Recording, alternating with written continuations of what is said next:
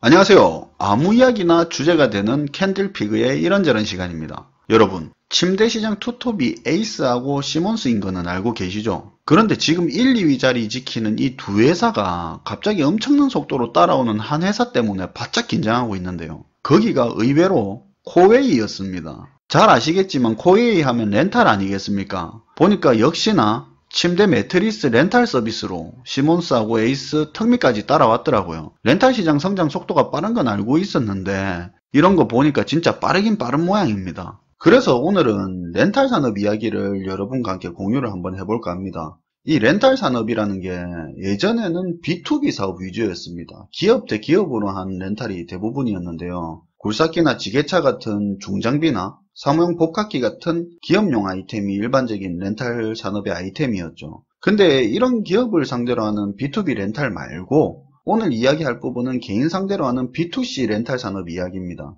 1990년대에 집에 정수기가 있다고 하면은 좀 사는 집이었습니다. 정수기가 비싼 편이었죠. 근데 97년도에 IMF 외환위기 사태가 터지고 이 고가 정수기가 판매가 급감하면서 코웨이가 렌탈 시스템을 도입하면서부터 이 개인 상대로 하는 B2C 렌탈 시장이 형성되기 시작했다고 하더라고요. 지금 주변을 둘러보면 별의별 제품을 다 렌탈하고 있죠. 스포츠용품, 애견용품, 의료장비 굉장히 다양한 종류의 상품이 렌탈되고 있습니다. 얼마 전에는 종합 렌탈 플랫폼이라고 해서 어플로 되어 있는 건데 온라인 쇼핑처럼 다양한 종류의 상품을 빌릴 수 있는 그런 서비스가 등장했는데요. 인기가 제법 있는 모양입니다. 제 생각에는 사람들이 남이 썼던 거 싫어하는 줄만 알았는데 꼭 그렇지는 않더라고요. 이런 부분만 봐도 렌탈 시장이 상당히 커지고 있고 앞으로도 커질 가능성이 있다고 느끼는 부분입니다. 제가 수치, 지표 이런 거 머리 아파서 별로 안 좋아하긴 하는데 간단하게만 이야기 드리면 2012년도 6년 전이죠. 전체 렌탈 시장에서 개인을 상대로 하는 B2C 렌탈 산업 비중이 전체 렌탈 시장에서 22%였거든요. 나머지는 기업 상대로 하는 B2B 렌탈이라고 생각해도 되겠죠. 지금은 이 B2C 렌탈 사업이 전체 렌탈 산업에서 40%에 달한다고 합니다. 시장 규모도 2배 이상 성장했고요. 그러니까 개인 렌탈 시장 2배 성장하는데 6년 걸린 겁니다. 근데 지금 예측 자료로는 지금 상태에서 또 2배 성장하는데 2년 걸리는 걸로 보고 있습니다. 결론은 성장 속도가 굉장히 빠르다는 이야기입니다. 그러면 기업들이 왜 렌탈 시장에 이렇게 많이 뛰어드느냐?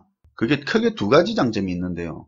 고정 수익하고 자물쇠 효과 때문입니다. 사업하시는 분들은 공감하시겠지만 가끔씩 매출 빵빵 터지는 것보다는 꾸준한 고정 매출이 더 중요하거든요. 월세처럼 예측한 돈이 꼬박꼬박 매월 들어오는 거, 이거 진짜 사업 계획하고 운영하는 입장에서 엄청 중요하죠. 고정 매출 없이 매출 들쑥날쑥하면 길게 보고 사업하기도 힘들고요, 사실. 그리고 자물쇠 효과인데요. 고객을 잡아놓는다는 건데 계약한 기간 동안은 고객이 딴 데 도망 안 가죠. 통신사 약정요금이 대표적이죠, 우리가 하는 거. 가려고 하면 위약금이든 뭐든 전환하는데 비용이 필요하니까 쉽게 도망을 안 갑니다. 요즘 같은 무한 경쟁 시대에 변덕 심한 소비자 상대하는데 이 얼마나 좋은 겁니까? 안정된 고정 매출에 계약한 기간 동안 고객 도망 안 가고 죽이죠. 그러니까 다 렌탈 시장 뛰어드는 거죠. 그러면 개인 렌탈 시장 성장하는 건 알겠는데 어떤 렌탈 시장이 크게 성장할 것 같으냐, 그렇게 생각할 수 있는데요. 세 종류의 렌탈 시장에 집중하면 될 것 같습니다. 첫 번째가 욜로 시장인데요. 영어를 줄임말이 욜로인데 인생은 한 번뿐이다 이런 건데 쉽게 자기한테 쓰고 싶은 거 쓰는 거라 생각하면 됩니다. 가소비하고는 조금 다르고요. 어쨌든 이 욜로 영향으로 인해서 취미나 예술 관련된 렌탈 시장이 굉장히 커지고 있습니다.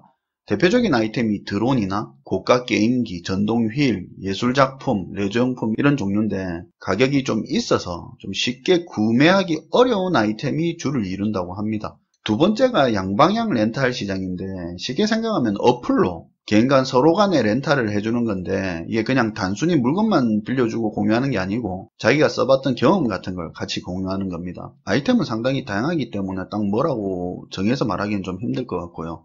세 번째가 제가 개인적으로 가장 관심 가지는 부분인데요. 1인 가구하고 고령인구 시장입니다. 고령인구가 계속 증가하니까 시장은 커질 수밖에 없는 거고 1인 가구는 기본적으로 시장도 큰 편이고 1인 가구 같은 경우는 소비 성향이 강한 편이라서 관심 가지는 기업들이 많거든요.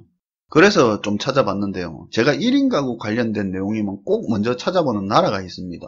옆나라 일본인데요. 우리나라하고 인구 구조가 비슷한 편이고 인구 관련 문제나 현상들이 우리나라보다 먼저 진행된 나라다 보니까 제가 자주 들여다보는 편입니다. 역시나 일본의 1인 가구 렌탈 산업이 많이 발전해 있더라고요. 몇 가지를 소개해보면 우리나라 롯데백화점 본점에도 이거 비슷한 게 생겼다고 이야기는 들었던 것 같은데 명품백 렌탈 서비스라는 게 있답니다. 렉서스라는 곳인데 루이비통, 에르메스 같은 명품백을 월 7만원 돈으로 빌려서 자유롭게 이용 가능하고 그때그때 다른 걸로 교환이 가능하다 하더라고요. 또 비슷한 곳이 있는데 메차카리라는 곳은 우리 돈 월 6만원으로 의류 신상품 3벌을 빌릴 수 있고 입다가 또 자기가 마음에 들면 60일 정도 장기 대여하고 소유도 할 수 있다고 합니다. 그리고 중년 남성 상대로 하는 립이라고 하는 회사는 스타일리스트가 온라인으로 자기한테 맞게끔 월 1회 2종류의 코디를 해주고 그 스타일이 마음에 들면 그 옷을 배송해준다고 합니다. 한 달에 7만원 돈이라는데 색다른 옷을 입고 싶은데 그렇다고 유행 타는 옷은 구매가 좀 꺼려지는 사람, 그런 사람 입장에서는 괜찮은 렌탈 상품 같은 느낌이 들었습니다.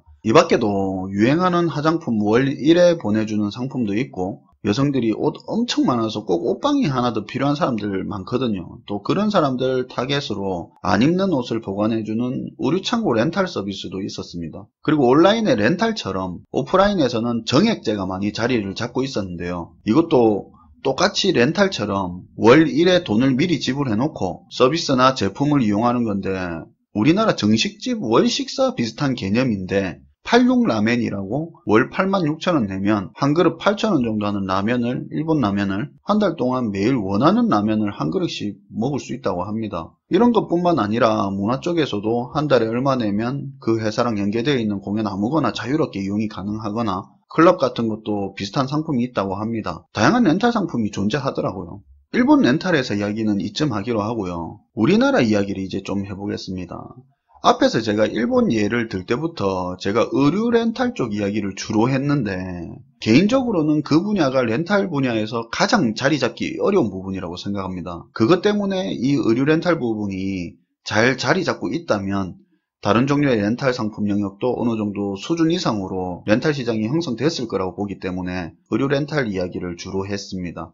여러분들이 기억하실 수도 있는데 한 대기업에서 2016년도에 사지 말고 빌려 입자 이런 슬로건으로 의류 대여업에 진출을 한번 했었습니다. 어플로도 만들어져 있었고요. 그 당시에 가성비라는 말도 유행을 했었고 알뜰 소비 분위기가 있었는데 사업 진출한 시기적인 흐름도 잘 탔던 것 같습니다. 거기다가 회원도 한 40만 명 정도 유치를 했었는데 결과적으로 1년 조금 넘게 사업하고는 2018년도 상반기에 사업을 철수했다고 합니다. 수익이 안 난다는 이유인데 다른 렌탈 산업에 비해서 사실 의류 쪽이 유행 주기도 짧은 데다가 특히 여성 의류는 더하죠. 품목하고 사이즈를 또 다양하게 갖춰야 되니까 사업성이 떨어진다는 겁니다. 그런데 일본에 뻔히 잘 되고 있는 회사가 있는데 그런 이야기를 했다는 거는 제 생각에는 솔직히 변명으로 들리고 처음부터 그 부분을 제대로 몰랐다는 생각밖에 안 듭니다. 하지만 시도는 정말 좋았다고 생각합니다. 이 회사를 예를 들긴 했지만 개인 생각으로 렌탈 시장이 커지고 있는 속도만큼 우리나라 렌탈 기업들이 시장에 관한 전문성이나 이해도가 성장하고 있느냐에 대한 의문은 상당히 많이 듭니다.